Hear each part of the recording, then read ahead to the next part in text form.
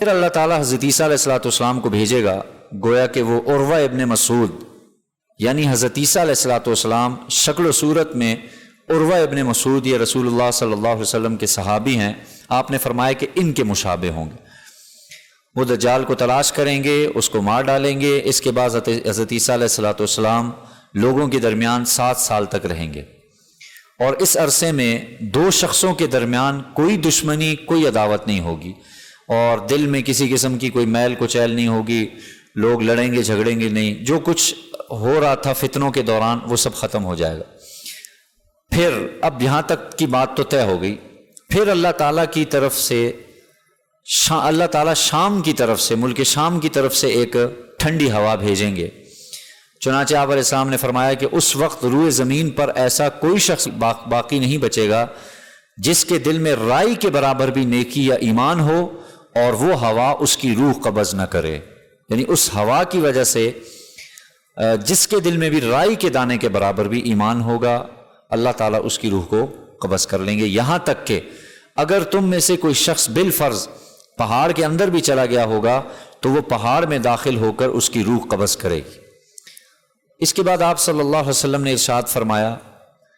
کہ اس کے بعد، یعنی یہ سب ہونے کے بعد، روئے زمین پر صرف بدترین لوگ باقی رہ جائیں گے، یعنی ایمان والوں کو اللہ تعالیٰ اٹھا لیں گے، اب جو فاسق فاجر اور بدترین قسم کے لوگ ہوں گے وہ یہاں پہ ہوں گے۔ پرندوں کے مانند تیز روح ہوں گے اور ظلم اور خون ریزی میں درندوں کی طرح سخت ہوں گے، یعنی یہ ان میں ایک صفات ہوں گی کہ پرندوں کی مانند وہ تیز ہوں گے، کبھی ادھر کبھی ادھر کبھی ادھر کبھی ادھر، اور درندوں کی طرح ان میں ظلم اور خون ریزی ہوگی۔ وہ نہ تو نیکی اور بھلائی سے واقف ہوں گے اور نہ برائی اور بدکاری سے اجتناب کریں گے، انہیں پتہ ہی نہیں ہوگا نیکی کسے کہا جاتا ہے۔ پھر شیطان انسان کی شکل و صورت اختیار کر کے ان کے پاس آئے گا اور کہے گا کیا تم کو شرم و حیا نہیں آتی؟ اتنے بڑے بڑے تم گناہ کر رہے ہو اور سرعام کر رہے ہو۔ تو شیطان ان سے پوچھے گا، وہ لوگ شیطان سے کہیں گے تم بتاؤ ہم کیا کریں؟ پس شیطان ان کو بتوں کے پوجنے کا حکم دے گا۔ وہ لوگ شیطان کے کہنے کے مطابق بت پرستی کرنے لگیں گے، اور اس حالت میں بھی ان کی رزق میں فراوانی اور کثرت ہوگی، اور وہ عیش و عشرت کی زندگی گزارتے ہوں گے۔ اور پھر اس کے بعد اب قیامت کا حوال شروع ہوگا۔ پھر اسرافیل علیہ السلام کو اللہ تعالیٰ حکم دیں گے کہ وہ سور پھونکیں، اور وہ سور پھونکا جائے گا، اور جو بھی شخص اس کی آواز سنے گا وہ اپنی گردن کو ایک جانب سے جھکائے گا اور دوسری جانب بلند کرے گا، یعنی جیسے آدمی سننے کی کوشش کرے گا یہ آواز آ کہاں سے رہی ہے۔ اس سور کی آواز سب سے پہلے سننے والا وہ شخص ہوگا جو اپنے اونٹ کو پانی پلانے کے لیے حوض کے پاس لایا ہوگا، اور وہ اسی حالت میں مر جائے گا، اور دوسرے تمام لوگ بھی اسی طرح مر جائیں گے، یعنی کسی کو بھی اتنی مہلت نہیں ملے گی کہ وہ جس کام میں مشغول ہے اس سے فارغ ہو جائے۔ اس کے بعد اللہ تعالیٰ بارش بھیجے گا جو شبنم کی طرح ہوگی، اور اس بارش کے ذریعے لوگوں کے بدن اگ آئیں گے، یعنی قبروں میں جو گل چکے ہیں لوگ، جو ہڈیاں ہیں جن کی بالکل ختم ہیں، تو اب وہ ان کے لیے یہ ہوگا کہ جو قبروں میں گلے سڑے لوگ ہوں گے تو ان کے بدن دوبارہ سمجھے اگ آئیں گے، جیسے بارش سے چیزیں اگتی ہیں، گھاس بھوس اگتا ہے، اس طریقے سے ان کے جسم اگیں۔ پھر دوسرا سور پھونکا جائے گا جس کو سن کر تمام لوگ یک بارگی اٹھ کھڑے ہوں گے اور قیامت کے ہولناک منظر کو دیکھیں گے۔ پھر ان سب سے کہا جائے گا لوگوں اپنے پروردگار کی طرف آؤ، اور فرشتوں کو حکم دیا جائے گا ان کو روکو، ان کے اعمال کے بارے میں پوچھا جائے گا اور ان کا حساب لیا جائے گا۔ پھر اللہ تعالیٰ کی طرف سے فرشتوں سے کہا جائے گا ان لوگوں میں سے ان کو الگ کر دو جو دوزخ کی آگ کا لشکر ہیں۔ پھر فرشتے اللہ تعالیٰ سے دریافت کریں گے کتنے لوگوں کو دوزخ کے لیے الگ کیا جائے؟ ان کو جواب دیا جائے گا ہر 1000 میں سے 999 لوگوں کو دوزخ کے لیے الگ کر لو۔ یہ کہہ کر آپ صلی اللہ علیہ وسلم نے ارشاد فرمایا یہ وہ دن ہے جو بچوں کو بوڑھا کر دے گا، اور یہ وہ دن ہے جس میں امر عظیم کو ظاہر کیا جائے گا، اور ظاہر ہے قیامت ہے، جنت ہے اور جہنم ہے۔ تو یہ تو اگلی باتیں ہیں اور یہ آگے بھی آ جائیں گی۔ فی الحال جو اصل جو مقصد تھا وہ قیامت کے احوال کا بیان تھا کہ روئے زمین پر قیامت بدترین لوگوں پر قائم ہوگی، اور نیک لوگ اس سے اللہ تعالیٰ جس کے دل میں ایمان ہوگا، اللہ اللہ کرنے والا ہوگا، وہ اس سے بچے گا۔ اچھا جی، قرب قیامت کا ذکر یعنی قیامت کتنی جلدی ہے، کتنی قریب ہے، اس حوالے سے مشہور روایت ہے آپ صلی اللہ علیہ وسلم کی حضرت شعبہ حضرت قتادہ سے، اور وہ حضرت انس سے روایت کرتے ہیں۔ حضرت انس صحابی رسول ہیں، حضرت قتادہ جو ہے وہ ان کے شاگرد خاص، یہ تابعی ہیں، اور شعبہ جو ہیں حضرت شعبہ یہ تبع تابعین ہے، یعنی تینوں سلسلے اس میں آگئے۔ تو وہ حضرت قتادہ اپنے استاد صحابی حضرت انس سے، حضرت انس اللہ کے رسول صلی اللہ علیہ وسلم سے نقل کرتے ہیں کہ آپ علیہ السلام نے ارشاد فرمایا، میں اور قیامت ان دو انگلیوں، یعنی آپ علیہ السلام نے باقاعدہ بتایا شہادت کی انگلی اور ساتھ درمیان والی انگلی، آپ نے فرمایا میں اور قیامت شہادت کی انگلی اور بیچ کی انگلی، یعنی اس طرح آپ نے فرمایا میں اور قیامت اس طریقے سے بھیجے گئے ہیں۔ حضرت شعبہ فرماتے ہیں کہ میں نے حضرت قتادہ یعنی اپنے استاد سے سنا، انہوں نے اس کی مراد اور تفسیر بیان کرتے ہوئے، یعنی اس سے کیا مراد ہے کہ آپ نے فرمایا میں اور قیامت اس طرح بھیجے گئے ہیں، اس سے کیا مراد؟ تو اس کی تفسیر اس طرح کی ہے کہ جس طرح ان دونوں میں سے ایک انگلی دوسری انگلی سے بڑی ہوئی ہے، ظاہر ہے درمیان والی انگلی شہادت کی انگلی سے بڑی ہے، لمبی ہے، یعنی جس طرح بیچ کی انگلی شہادت کی انگلی سے کچھ بڑی ہوئی ہے، اسی طرح میری بعثت کا زمانہ قیامت کے وقت سے کچھ ہی آگے ہے، کہ میں قیامت سے پہلے آیا ہوں اور قیامت میرے پیچھے بہت جلد آ رہی ہے۔ گویا اس سے مراد یہ ہے کہ گویا شہادت کی انگلی آپ علیہ السلام کا فرمان کہ یہ میں ہوں اور مجھ سے پہلے، یا آپ درمیان والی انگلی ہیں تو قیامت اتنی قریب ہے، دونوں کو ایک ہی طریقے سے کریں تو پتہ چلے گا کہ قیامت اتنے ہی فاصلے پر ہے جتنی ان دو انگلیوں کے درمیان فاصلہ ہے۔ بہرحال شعبہ فرماتے ہیں، یہ جو تبع تابعین ہے، یہ فرماتے ہیں کہ مجھے نہیں معلوم کہ میرے استاد حضرت قتادہ نے یہ تفسیر اپنی طرف سے بیان کی ہے یا انہوں نے اپنے استاد حضرت انس بن مالک رضی اللہ تعالیٰ عنہ سے سنا ہے۔ تو بہرحال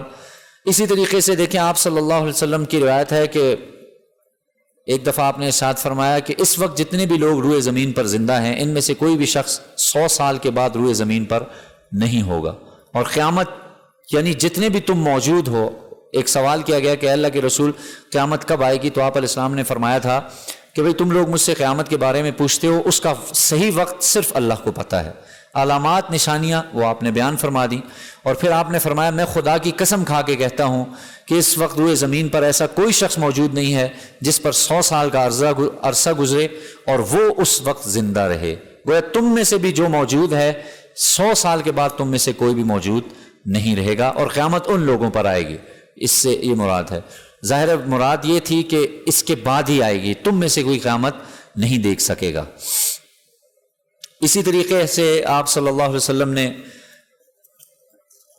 قرب قیامت کی مثال کے حوالے سے ایک اور روایت ہے جس میں آپ علیہ السلام نے فرمایا ہے، حضرت انس فرماتے ہیں کہ اللہ کے رسول نے ارشاد فرمایا اس دنیا کے فنا کے قریب پہنچ جانے یعنی ختم ہو جانے اور قیامت کے نزدیک آ جانے کی مثال اس کپڑے کی سی ہے جس کو شروع سے آخر تک پھاڑ ڈالا گیا ہو، کپڑا پھاڑ دیا اور اس کے ٹکڑے آخر میں صرف ایک دھاگے سے جڑے ہوئے ہوں اور لٹکا ہوا ہو، اور وہ دھاگا ٹوٹ جانے کے قریب ہو، یعنی آپ نے فرمایا اس وقت آپ نے فرمایا کہ یہ دنیا بہت جلد فنا ہونے والی ہے، یہ فنا کی طرف جانے والی ہے۔ اسی طریقے سے آپ صلی اللہ علیہ وسلم کا جو ارشاد ہے، آپ علیہ السلام نے فرمایا قیامت کیسے لوگوں پر آئے گی، اس کا میں نے عرض کر دیا ہے۔ حضرت انس سے روایت ہے اللہ کے رسول نے فرمایا قیامت اس وقت تک نہیں آئے گی جب تک روئے زمین پر اللہ اللہ کہنا موقوف نہ رہے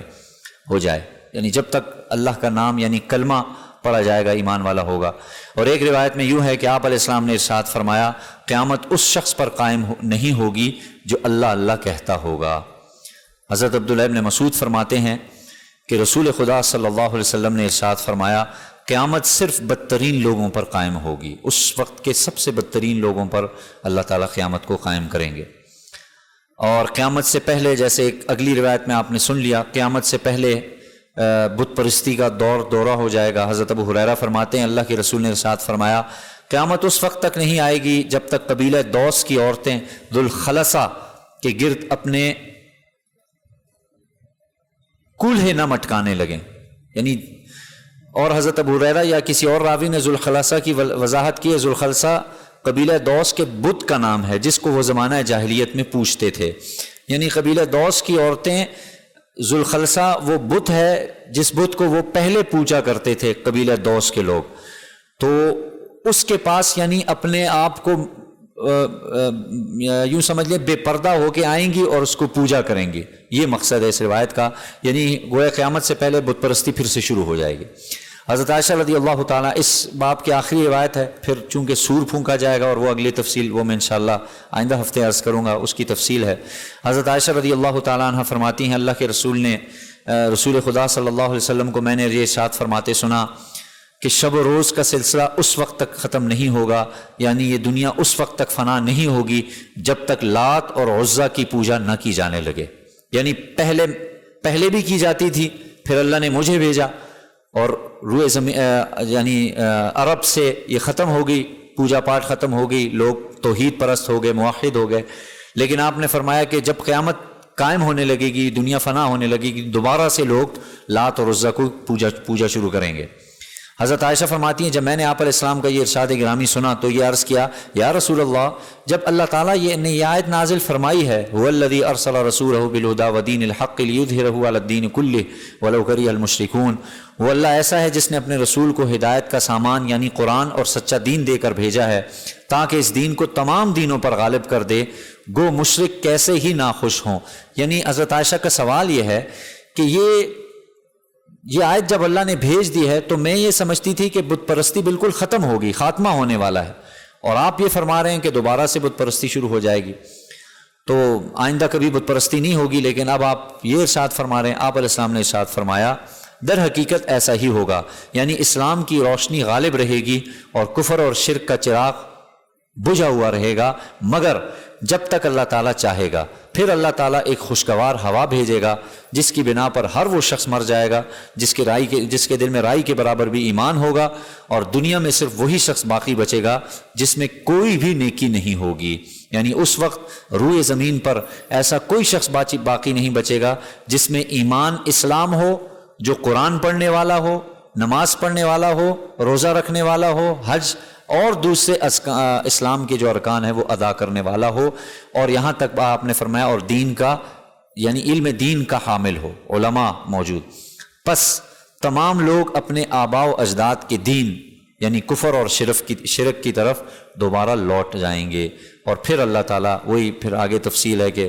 حضرت اسرافیل علیہ السلام کو حکم دیا جائے گا، وہ آگے ایک مستقل انشاءاللہ ایک باب آئے گا، اس میں پھر اس بات کی وضاحت ہوگی. پھر اللہ جہنم کو کھینچ کے لائیں گے، جنت کا منظر آئے گا، اور پھر حساب و کتاب کا انشاءاللہ سلسلہ ہوگا، اس کو آئندہ ہفتے ذکر کیا جائے گا. اللہ تعالیٰ سے دعا ہے اللہ تعالیٰ ہماری ان فتنوں سے، دجالی فتنوں سے اللہ تعالیٰ ہماری حفاظت فرمائے.